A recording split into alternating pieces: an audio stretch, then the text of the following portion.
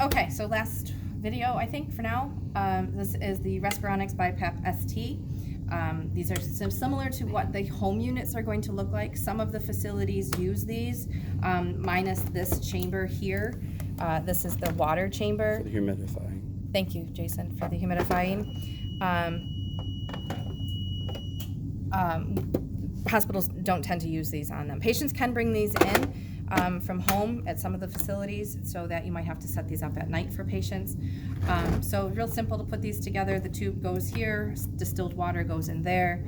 Here is where the power cord goes into. There is a card for SD, what's it called? SD card. SD cards, thank you.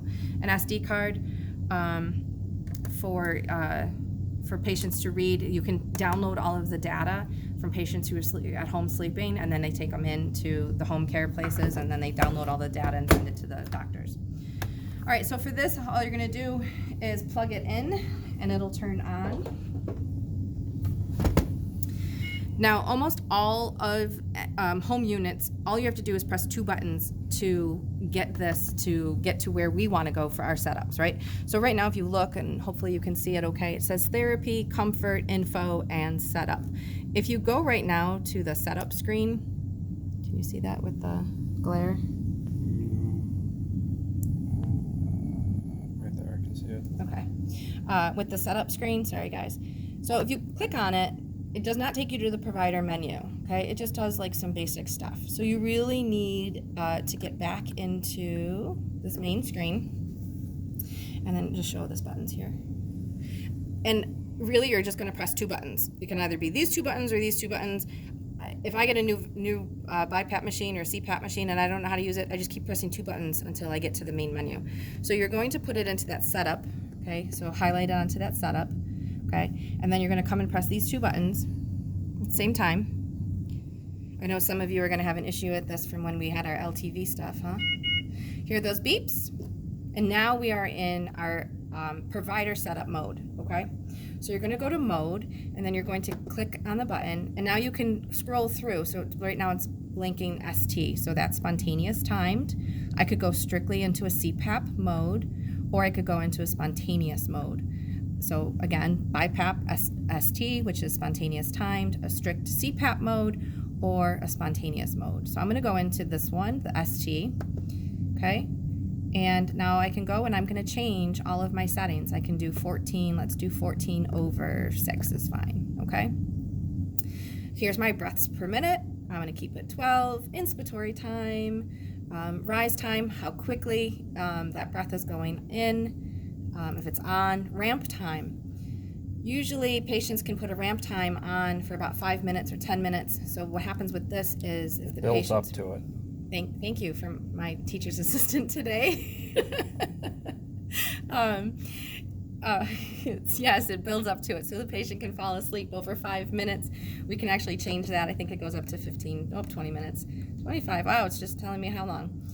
45 minutes, it'll build up pressure. So let's say this patient is on a pressure of 20. They don't want to stick their head going out the window going 60 miles an hour right away. They're going to slowly build up that time. So let's put that back down to 5. Okay. Ramp start, so where it starts at. So the ramp start pressure is 4. So when this patient is ready to go to sleep, it's going to start off at 4 and slowly build its way up to, what did I have it at, 12? Okay.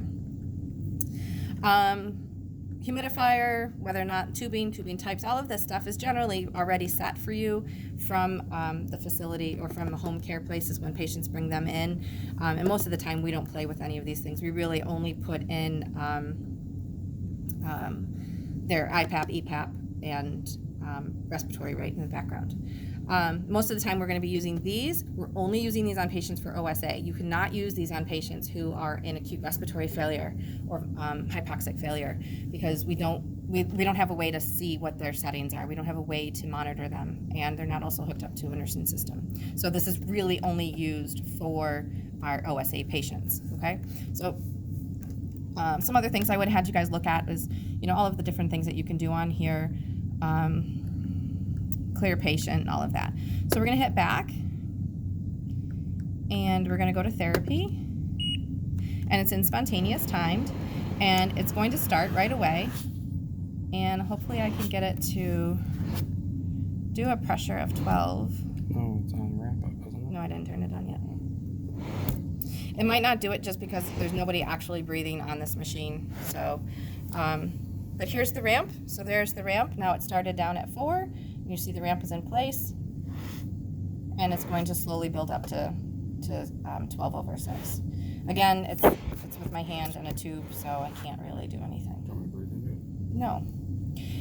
Right here is the humidity for it. So there's a 0 and a 1 and a 2. So, you know, no humidity at all. 1 is a light amount of humidity and 2 is a large amount all the way. Okay. And it's also the heater as well. There's a heater inside of here. There's a plate right there that gets hot. Actually, it's really hot right now. Now it sounds like Darth Vader. All right. We want to put it in standby. You just press and hold the button and it's back into standby, okay? And again, if you want to go back into the setup, press and hold the 2 buttons until it beeps, and then you can go and change. So let's go change it to CPAP real quick. And we're going to change the mode, and we're going to change it to CPAP, and then you'll see your menu changes.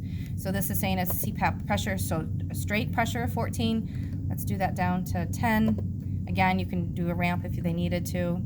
There are other systems that do an auto CPAP, which means that the patient or the machine automatically senses what their pressures are. So it's not a continuous pressure of 10. It may be a pressure of 8 for a few breaths, or it may be a pressure of 10 for a few breaths, and then it may be a pressure of 14 for a few more breaths, depending on how deep the patient goes into sleep.